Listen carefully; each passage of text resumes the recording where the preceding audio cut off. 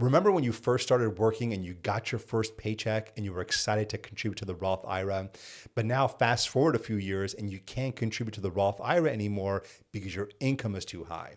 Well, don't worry. You can still contribute to the Roth IRA with what is known as the Backdoor Roth IRA. I promise you, it sounds shady, but it's not. It's completely legal.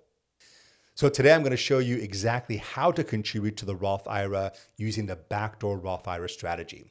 The first thing you have to do is open up a regular IRA. And then what you have to do is open up a Roth IRA. You first put money into the regular IRA and you don't deduct it on your taxes. Don't get tempted to deduct it no matter what your CPA says. As soon as you contribute to the to the regular IRA, you convert it to the Roth IRA. And by doing that, you've now essentially gotten access to the Roth IRA, even though your income is significantly higher than the allowable threshold. One other thing you have to keep in mind if you do the Backdoor Roth IRA is you have to file a form called an 8606 with your tax return.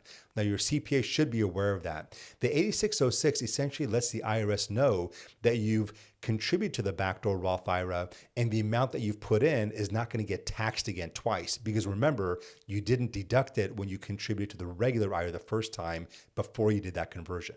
So the reason why this strategy is legal is because it's a bit of a loophole in the tax code. Essentially, the tax code says you can't directly contribute to a Roth IRA if your income is above a certain amount.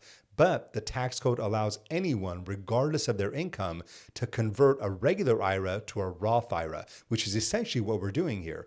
We're contributing money to a regular IRA, and then we're converting it to a Roth IRA, hence utilizing the loophole. So why do you even need a Roth IRA? The Roth IRA is a phenomenal tool to save for retirement, but also as a great tax savings vehicle. Because a Roth IRA, once the money's in there, it grows completely tax-free and you can take the money out tax-free. And I've also got another video where I talk about having different investment buckets. We all know about asset diversification, having different types of investments in your portfolio, stocks, bonds, real estate, but it's equally important to have account diversification. The Roth IRA is a tax-free type of account. The regular IRA or the 401k is a tax-deferred type of account. And then a savings account or a brokerage account is a taxable account.